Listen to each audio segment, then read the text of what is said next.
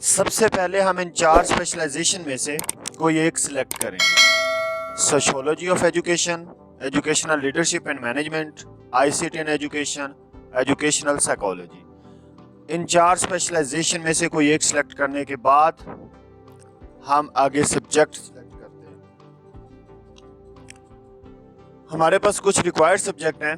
Education 302, education 431, STA 630। ये हमारे पास लाजमी सब्जेक्ट है, इनमें हमारे पास कोई चॉइस नहीं है।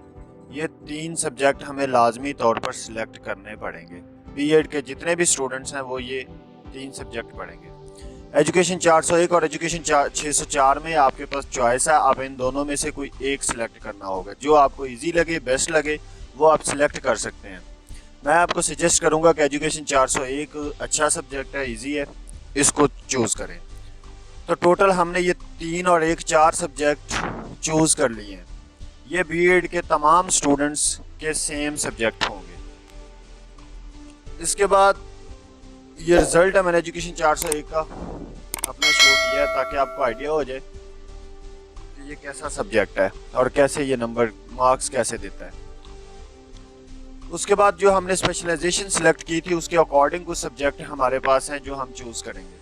अगर हम सोशियोलॉजी ऑफ एजुकेशन सिलेक्ट करते हैं तो ये हमारे पास सेकंड सेमेस्टर में हम एसओसी 101 और साइकोलॉजी 403, ये 2 सब्जेक्ट हम सेकंड सेमेस्टर में पढ़ेंगे। 60% स्टूडेंट ये सोशियोलॉजी ऑफ एजुकेशन को सिलेक्ट करते हैं। वो इसलिए सिलेक्ट करते हैं कि उसके इनके पास पेपर और फाइल्स बड़ी आसानी से मिल जाते हैं। ज़्यादातर लोग यही सिलेक्ट करते हैं, तो इसलिए ये सबसे ईजी समझी जाती है सोशियोलॉजी ऑफ एजुकेशन। लेकिन इसके ये पहले 2 सब्जेक्ट तो हम सेकंड सेमेस्टर में पढ़ लेंगे, लेकिन ये सेकंड 2 सब्जेक्ट हैं, एजुकेशन 501 और सोशियोलॉजी 401, ये हम थर्ड सेमेस्टर में पढ़ेंगे। तो टोटल हमने पीछे 4 सब्जेक्ट सेलेक्ट किए और 2 ये सिलेक्ट किए, तो हमारे पास सेकंड सेमेस्टर के टोटल जो सब्जेक्ट हैं वो बनते हैं 6। जैसा कि फर्स्ट सेमेस्टर में भी 6 थे, सेकंड सेमेस्टर में भी 6 होंगे। लेकिन अगर आप आईसीटी इन एजुकेशन सिलेक्ट करते हैं तो फिर ये 2 सब्जेक्ट पढ़ेंगे, बाकी 4 ये सेम रहेंगे, 4 यही वाले रहेंगे, 4 और ये 2 फिर 6 हो जाएंगे। एजुकेशनल लीडरशिप एंड मैनेजमेंट अगर सिलेक्ट करते हैं तो फिर ये 2 सब्जेक्ट आप सेकंड सेमेस्टर में पढ़ेंगे और ये फिर 2 आपके थर्ड सेमेस्टर में चले जाएंगे। एजुकेशनल साइकोलॉजी अगर आप सिलेक्ट करते हैं तो एजुकेशन 201 और साइकोलॉजी 511, ये आप सेकंड सेमेस्टर में पढ़ेंगे और फिर नेक्स्ट 2 सब्जेक्ट आप थर्ड सेमेस्टर में पढ़ेंगे। ये साइकोलॉजी 511 नहीं है, ये साइकोलॉजी 504 है, इसकी करेक्शन कर लीजिएगा। Education 201, psychology 511। अब इनकी मैंने आगे परसेंटेज सीनियर के अकॉर्डिंग लगाई है कि 60% स्टूडेंट चूज करते हैं sociology of education, 15% ICT in education, 15% leadership and management, और एजुकेशन साइकोलॉजी सबसे कम लोग सिलेक्ट करते हैं 10%। सोशियोलॉजी ऑफ एजुकेशन तो तकरीबन ऑल डिग्रीज वाले स्टूडेंट ही इसको सिलेक्ट कर लेते हैं, कोई साइंस का हो, आर्ट्स का हो, कंप्यूटर साइंस का हो। तो जो भी स्टूडेंट्स होंगे वो सोशियोलॉजी ऑफ एजुकेशन को इजी समझते हैं, तो इसलिए ये ज़्यादा बन जाते हैं। आईसीटी एंड एजुकेशन वो स्टूडेंट चूज़ करते हैं जिनका कंप्यूटर साइंस में कोई पहले से नॉलेज होता है, एमसीएस किया होता है, एमआईटी किया होता है, बीएसआईटी किया हो, बीएससीएस किया हो, तो इस तरह की कोई डिग्री अगर है तो वो फिर वो कंप्यूटर को प्रेफर करते हैं। अगर किसी ने मैनेजमेंट पढ़ी है तो वो एजुकेशन लीडरशिप एंड मैनेजमेंट को सिलेक्ट करते हैं और ये भी 15% स्टूडेंट इसको चूज़ करते हैं। एजुकेशनल साइकोलॉजी सबसे मुश्किल मानी जाती है, ये सिर्फ 10% लोग इसको चूज़ करते हैं। एजुकेशनल साइकोलॉजी सबसे मुश्किल मानी जाती है, क्यों मानी जाती है? क्योंकि इसके इनके पास पेपर्स नहीं मिलते। वैसे तो इनके हैंड आउट्स तो 150 पेजेस है बस ओनली, लेकिन इनके पास पेपर नहीं है, इसलिए लोग इसको मुश्किल समझते हैं। मैं सबके बारे में वैसे बता चुका हूँ, लेकिन जो मैंने खुद स्पेशलाइजेशन सिलेक्ट की थी वो एजुकेशनल साइकोलॉजी है। तो मेरे मुताबिक तो ये सबसे आसान स्पेशलाइजेशन है। सोशियोलॉजी ऑफ एजुकेशन के कुछ क्विज़ेस भी मैंने किए थे, लेकिन उनसे ये आसान है क्योंकि इनके रिपीट होते हैं।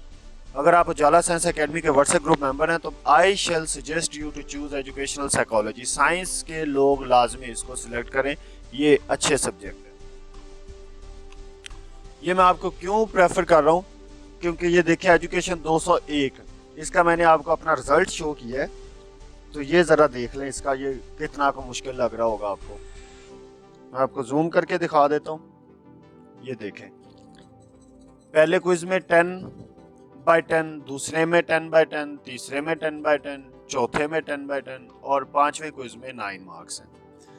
तो ये सब्जेक्ट वेरी वेरी इजी हैं। इसमें अगर आपके 2-3 स्टूडेंट क्विज कर लेते हैं तो बाकी तकरीबन सब स्टूडेंट के क्विज जो होते हैं वो रिपीट होते रहते हैं। तो इसलिए मैं तो कहूँगा कि ये एजुकेशनल साइकोलॉजी सबसे आसान है और इसमें लिमिटेड से एमसीक्यूज हैं, उनको मैंने हाईलाइट कर दिया हुआ हैंडआउट्स पे। जो स्टूडेंट इस स्पेशलाइजेशन को सिलेक्ट करेंगे उनको वो प्रोवाइड कर दिए। इसके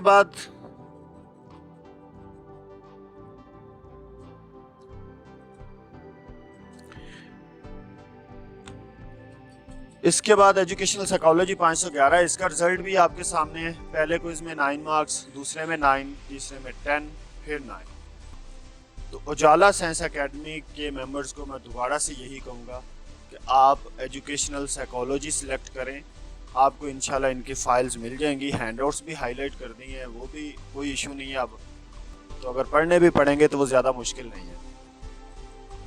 एक इम्पॉर्टेंट बात ये कि आप देखें सेकंड सेमेस्टर में 4 सब्जेक्ट आपने पहले चूज़ किए जो कंपलसरी थे, 2 सब्जेक्ट आपके स्पेशलाइजेशन के आए, तो टोटल आपके पास 6 सब्जेक्ट बने। लेकिन कुछ लोग 4 सब्जेक्ट जो कंपलसरी है वो करते हैं, स्पेशलाइजेशन के चूँकि आपके पास यहाँ पे 4 सब्जेक्ट हैं तो कुछ लोग उन 4 में से 2 की बजाय 3 सिलेक्ट कर लेते हैं और उनके बन जाते हैं 7 सब्जेक्ट। तो कुछ स्टूडेंट सेकंड सेमेस्टर में 7 सब्जेक्ट पढ़ते हैं, कुछ 6 पढ़ते हैं। लॉजिक ये है कि 6 वाले समझते हैं कि हम सारे सब्जेक्ट पास कर लेंगे तो कोई इशू नहीं है, मसला कोई नहीं बनेगा। लेकिन 7 सब्जेक्ट पढ़ने वाले समझते हैं कि अगर एक आध सब्जेक्ट हमारा ड्रॉप आउट हो जाता है तो हमारे 6 क्लियर होंगे। अगर 6 क्लियर होंगे तो हमारा थर्ड सेमेस्टर सिर्फ 1 लगेगा। थर्ड सेमेस्टर से आपका फोर्थ में नहीं आप जाएंगे। लेकिन अगर आपका इधर से कोई एक आध सब्जेक्ट रह जाता है तो फिर आपको या तो वो थर्ड में पढ़ना पड़ेगा, या अगर आपका STA 630 है जो मोस्ट इम्पोर्टेंट सब्जेक्ट है, STA 630 ये आपका सबसे ज़्यादा इम्पोर्टेंट सब्जेक्ट है। अगर ये आपका पास नहीं होता तो आपको प्रोजेक्ट नहीं मिलेगा।